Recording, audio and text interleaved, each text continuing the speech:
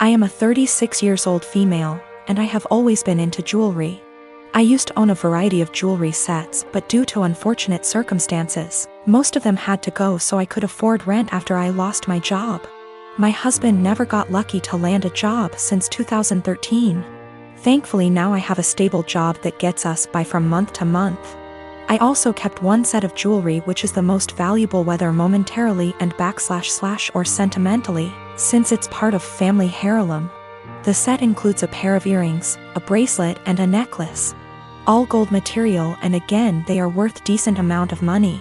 My brother-in-law has been with then-girlfriend for 10 years and they recently got married. It was a huge deal for the family. My husband wanted to get them a decent wedding gift and tried borrowing money from friends and neighbors but got turned down. He kept stressing out about it for weeks, and just the other day, the wedding was days prior and the groom and bride are off to their honeymoon, I discovered that my jewelry set was gone. I freaked after my husband nonchalantly said he gifted it to his brother's wife as a wedding gift. I was fuming. I asked how could he, and he replied that he had no money and nothing of value to give the newlyweds, and besides that set has been sitting in the closet since July 2019 and I never wore any piece of it, so he figured I'd forgotten about it, but he said he'll figure a way to pay me or get me a similar one once he starts working, but I very loudly told him absolutely not and gave him 3 days. Just 3 days to return the set or I'll stop paying for everything in the apartment.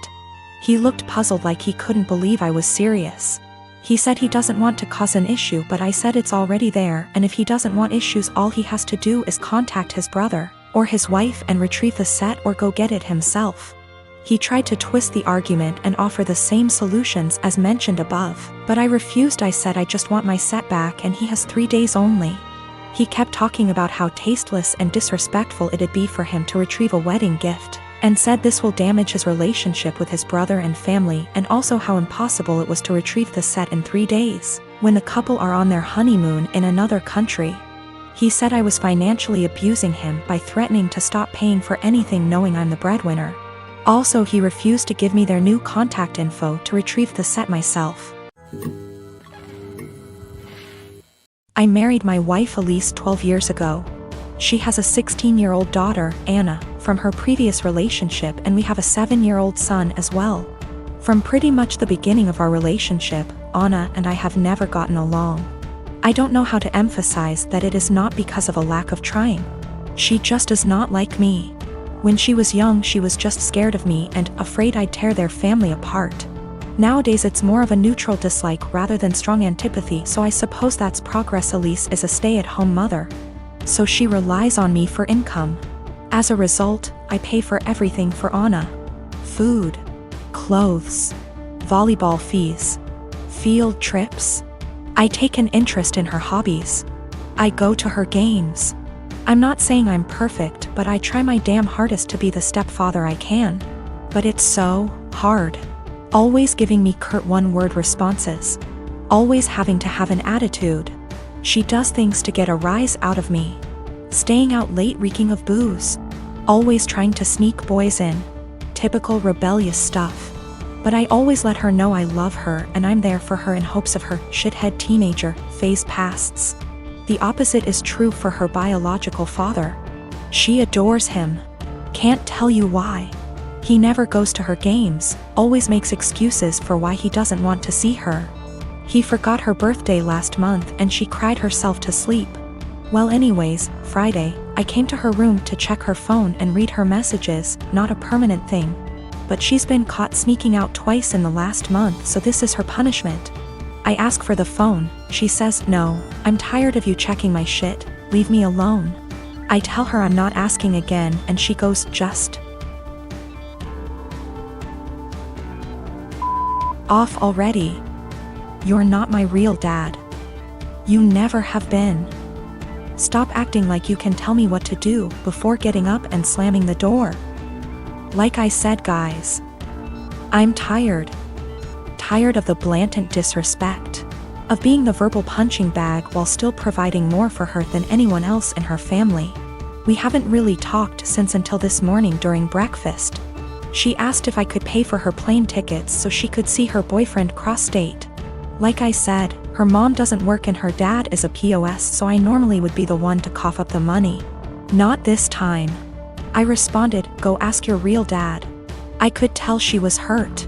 Tears swelled up from her face and she excused herself from the table. My wife took me aside later and said my comment was extremely disrespectful. I said if anything's disrespectful, it's her treating me like a doormat and a credit card. And I will no longer tolerate this treatment in my house. I told her we don't have to be friends. But if she can't at least be cordial to me or respect my position as an authority figure, she can find someone else to pay for her non-essentials. My girlfriend, Rose, and I have been together for 4 years and she is 5 months pregnant with our first child. My mom seemed to really like Rose, or at the very least tolerated her, but after we announced that we were expecting, something definitely switched in her. She has become extremely rude and disrespectful towards my girlfriend. She makes passive-aggressive comments at every chance she gets. I've had to take a step back from my mother until she fixes her behavior.